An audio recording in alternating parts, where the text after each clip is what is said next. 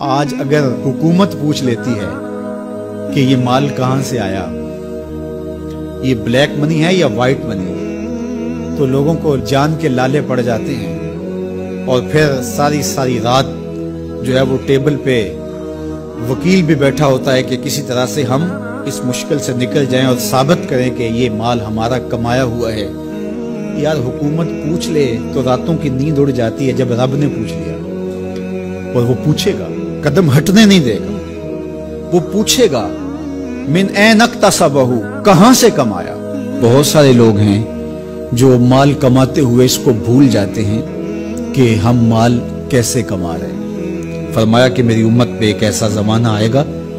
کہ لوگ اس بات کو فراموش کر دیں گے کہ جو ان کے پاس مال آ رہا ہے وہ حلال ذریعے سے آ رہا ہے یا حرام ذریعے سے آ رہا ہے۔ مال کی محبت اس قدر غالب ہو جائے گی کہ حلت اور حرمت اٹھ جائے گی، اور جب کوئی شخص اس مقام پہ پہنچ جاتا ہے، طمع اس قدر بڑھ جائے، پھر سمجھو کہ اس نے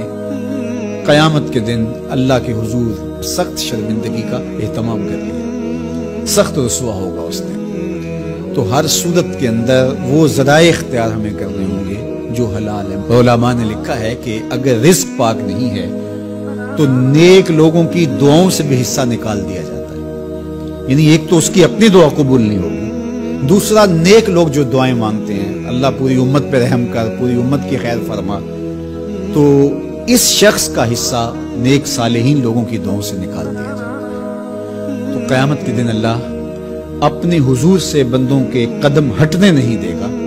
جب تک یہ سوال نہیں پوچھ لے گا کہ تم نے رزق کمایا کہاں سے۔ اور پھر دوسرا سوال ہوگا کہ وفیما انفقہ، اس کو خرچ کہاں کیا۔ عمومی طور پہ ہم اس پہ تو زور دے دیتے ہیں کہ مال حلال ذریعے سے کمانا چاہیے، کسی سے زیادتی نہیں کرنی چاہیے، جھوٹی قسم سے مال نہیں کمانا چاہیے، کسی کو دھوکہ دے کے مال نہیں کمانا چاہیے، مال کمانے کے ذرائع اچھے ہونے چاہیے، یہ اس پر تو ہم توجہ دیتے ہیں۔ لیکن سوال یہ بھی ہوگا کہ صرف یہ مسئلہ نہیں ہے کہ تم نے کمایا کیسے، یہ بھی مسئلہ ہے کہ تم نے مال کو خرچ کہاں کیا، مصرف کیا تھی اس کے، فضول خرچی میں، اسراف میں تو وہ مال حلال کی کمائی تم نے ضائع تو نہیں کر دی۔ ہمارے مالک نے تو ہمیں جو مال ہے اس کو بے وقوف لوگوں کے ہاتھوں میں دینے سے منع کیا ہے۔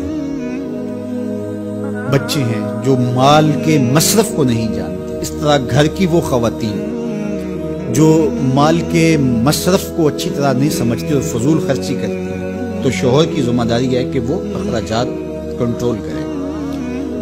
یہ اس آیت کریمہ کی شرح کے اندر علماء نے لکھا کہ بے وقوفوں کو مال نہ دو، چونکہ وہ اگر غلط جگہ پہ خرچ کریں گے جہاں خرچ نہیں کرنا چاہیے تھا تو اس کا حساب آپ کو دینا پڑے گا۔ تو مال کو خود بھی ایسی جگہ پہ خرچ نہ کریں، اور مال کا امین ان کو نہ بنائیں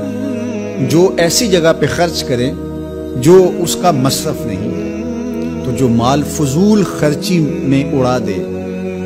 تو اس سے بھی پوچھا جائے گا، اور جو حرام میں لگائے، سراسر حرام میں لگائے، اس مال سے عیش و عشرت کرے، اس مال سے رشوت دے کے کسی کا حق چھینے، اس مال سے کسی پر ظلم کروائے، کسی پر زیادتی کروائے،